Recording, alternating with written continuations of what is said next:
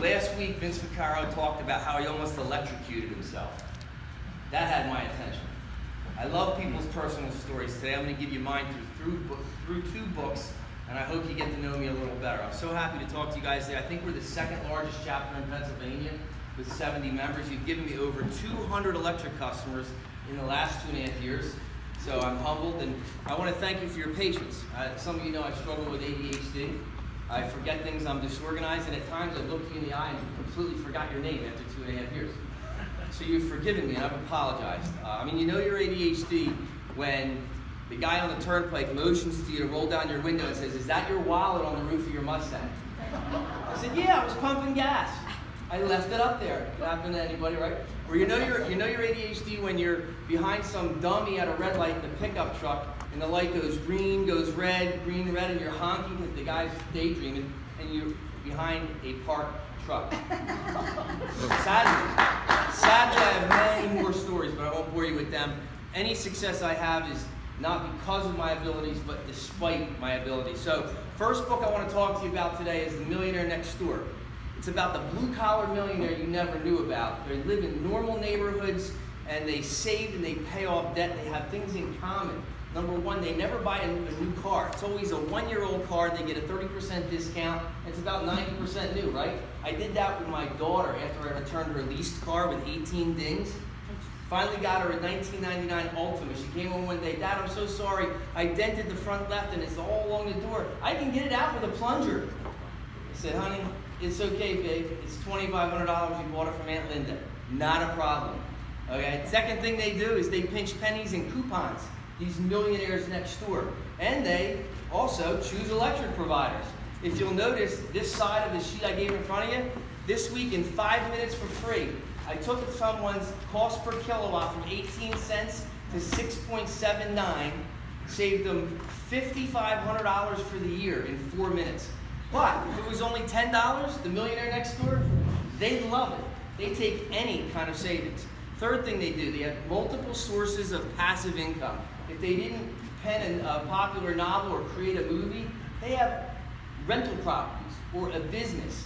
In my business, and this is not for you because I don't recruit from this group, if you have a niece or nephew that's 23 waiting on tables or is a barista at Starbucks, notice the top chart. When you give away my service for free to 90 electric customers, we give you a $1,000 passive income every month. If you look at the chart below, if that 23-year-old invests it with Rick at 6%, in 22 years at 45 years of age, they have over $500,000. So I tell them, if you could save $500,000, do it. Or you can give my service away for free to 90 friends. And by the way, if you tell others how to do it, you get paid on all of their customers. So these people have multiple sources of income. It's a great book, Millionaire Next Door, 2 million copies. The next book, I thought a lot about how to introduce it. It's really going to give you a glimpse into my life. I sold 9 million copies, and it's about an obscure guy in the book of 1 Chronicles in the Bible that asked God to bless his business and his life, and he asked to bless a lot, and God did. Now, I'll leave you in suspense as to what basis he asked and on what basis it was granted. But let me take you back a second. 7.5 years ago, if you don't know this story, there's some new people here, I locked myself in the back of my vending van by accident. The wind blew the door shut. There's a child protective cage and child protective locks. 90 degrees, I'm banging on the window to an 80-year-old lady. "Please, let me out, let me out." She ran. A more open-minded 35-year-old let me out. And when they let me out, I realized I had to escape more than that van. I had to escape my loser lifestyle. No goals, no aspirations. 7 days later, I'm with my therapist. Yes, don't judge me. And I said, "Alice, this next thing, stream energy, has to work." She said, "Well, when? Another thing?" I said, "I know." She said, "When's the last time you asked God to bless your business?" I said, "Well, never. It's kind of a selfish thing, I think, isn't it?" "Actually, no," she said. "It's very biblical. You should do it and depend on it." So I go home in a quiet place, no one's home. Got on my knees, I cried. I asked God to make me a better father, better provider, and got up. I was shocked. 3 months and 3 weeks later, 1,059 people paid $2.99 to join my stream business. So bizarre, so unexplainable. I didn't even know the business. I didn't even know how it worked. That's kind of what God does, to make it clear it was him. So here's where we come to the book. The book of Jabaz. I don't even know how it got in my house, but I found it 6 years later, and I started praying this prayer on my knees, okay? I started asking for divine opportunities, and the first one was a cop that I was supposed to meet at Aunt Judy's in Doylestown. I forgot about the appointment Monday morning. He texts me, "Where are you?" I don't even know who it was. He wanted to pick my brain on stream. I said, "Well, come to my house. I'm 10 minutes down the road." He gets there and says, "Mike, honestly, I came here to pick your brain on stream, but I think I'm here for a bigger reason." I'm smiling. I'm like, "Well, let's talk about it." He had some struggles, some burdens. Questions on eternity. We answered them. We looked at the Word of God. The man changed that hour profoundly. 2 months later, after reading the book of Jabez, he says, "My doubts and fears are gone. I have a calm, a peace in my heart, a confidence now. I have a purpose." His hard-nosed cop could kill you with a blink of an eye. He softened up. How about this one? Keisha May, single mother of 2.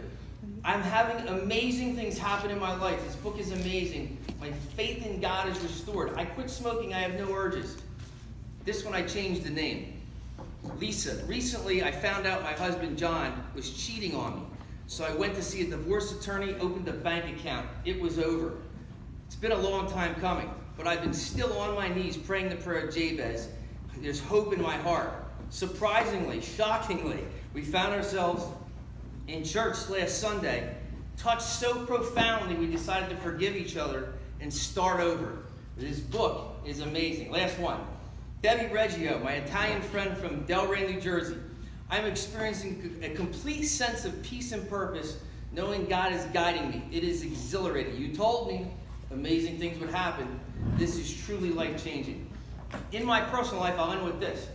My wife wanted to retire 5 years early from Council Rock. Extremely stressed.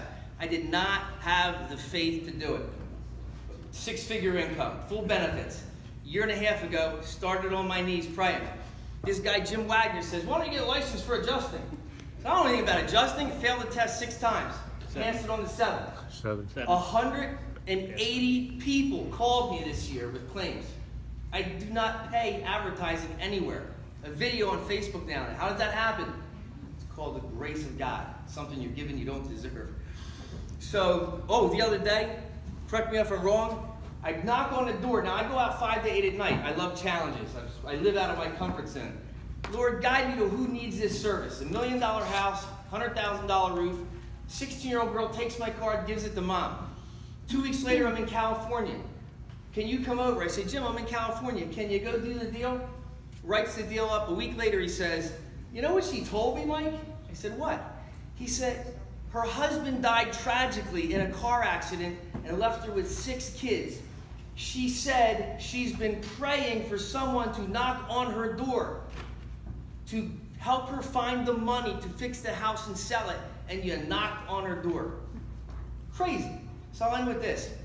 Your mind is like a parachute. If it's open, it can save your life. If it's not open, it can kill you. Do you still believe in miracles?